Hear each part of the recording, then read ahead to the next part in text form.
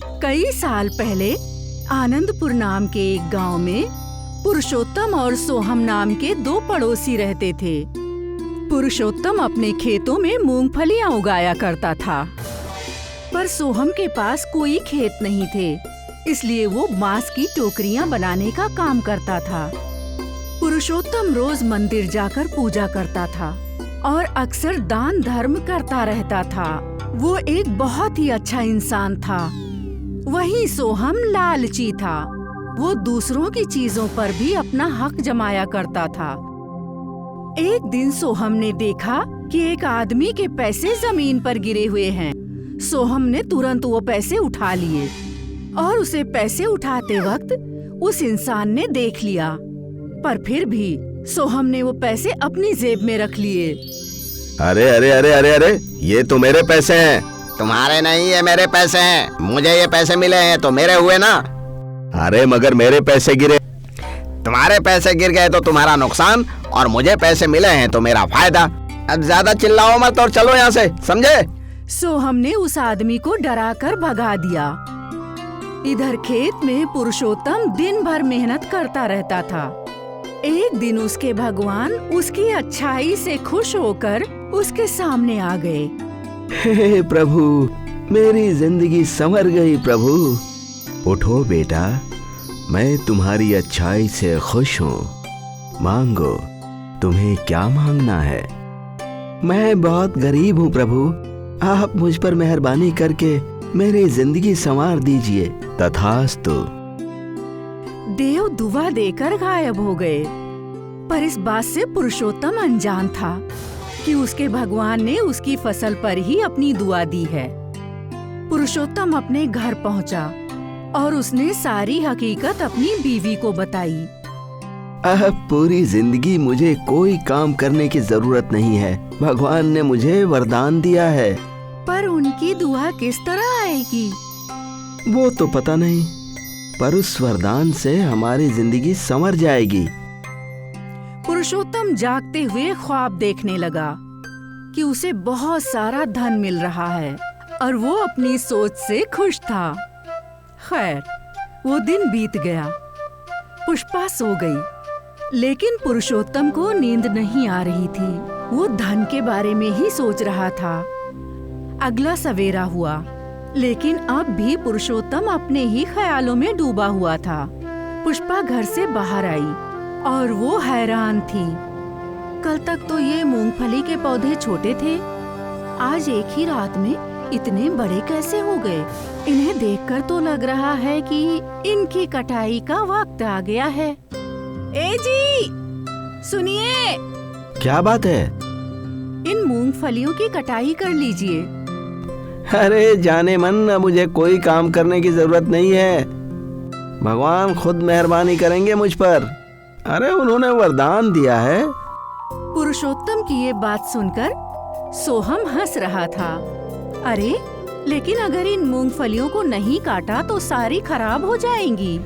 अरे कुछ नहीं होगा। पुष्पा परेशान होकर अपने खेतों को देख ही रही थी कि तभी सोहम की बीवी नलिनी उसके पास आई। दीदी, मैं कुछ ताजी मूंगफलियां ले लूं क्या? हाँ ले लो, वैसे भी ज्यादा दिन खेत में रहेगी तो खराब हो जाएगी। नलिनी ने कुछ पौधे उखाड़े और मूंगफलियां तोड़ ली। ये मूंगफलियां लेकर नलिनी अपने घर गई। क्या जरूरत थी मांग कर लाने की? मुफ्त की है ना, चुपचाप बैठकर खाओ। नलिनी ने एक मूंगफली तोड़ी और उसके अंदर से एक सुनहरा दाना निकला। सुनहरी मूंगफली? सोहम ने जब उस मूंगफली का दाना देखा तो वो खुशी से चीख पड़ा। अरे बाप रे! अरे ये तो सोना है, खरा सोना। क्या? सोहम ने कई और मूंगफलियां तोड़ी, सब में सोने के दाने निकले। सोहम समझ गया कि पूरे खेत में सोने की मूंगफलियां हैं और उसके शैतानी दिमाग ने एक तरकीब सोची। कुछ देर बाद सोहम और नलिनी पुरुषोत्तम के घर गए। भाई, मैं सोच रहा था कि अगर तुम मूंगफलियों की फसल नहीं काटने वाले तो मैं ही काट देता हूँ। फसल को काट कर मैं बाजार में बेच आऊंगा और आपको आपके पैसे दे दूंगा। क्यों?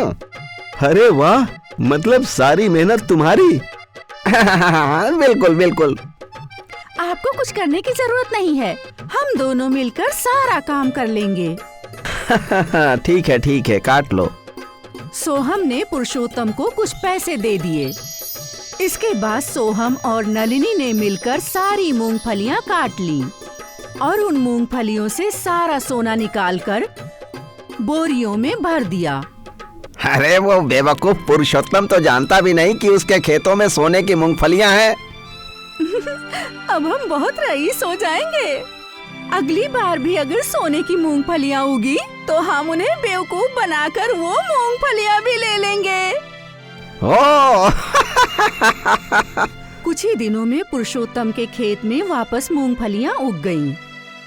और एक बार फिर सोहम और नलिनी मूंगफलियों के दाम देकर सारी मूंगफलियां खरीद ले गए।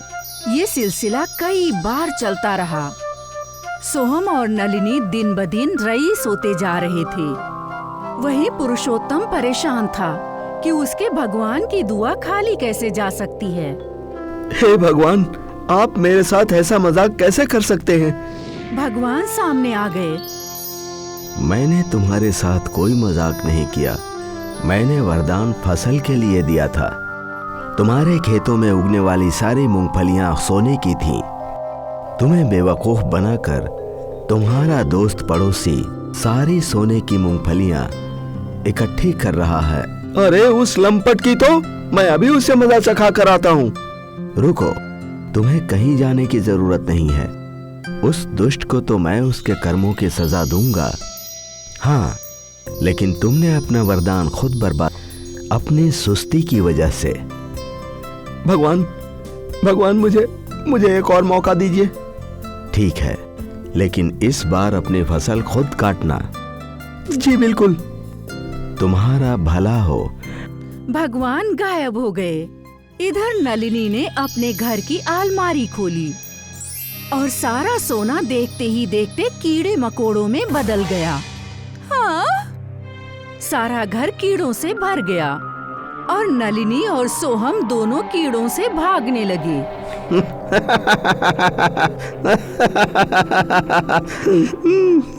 अगली सुबह पुरुषोत्तम ने अपनी मूंगफलियां काटी और उसे अपनी दुआ का सोना मिल ही गया। पुरुषोत्तम को एक बहुत बड़ी सीख मिल गई। बिना मेहनत किए कुछ नहीं मिलता। सोहम को भी सबक मिल गया, जो उसका नहीं है वो उसे कभी नहीं मिल सकता।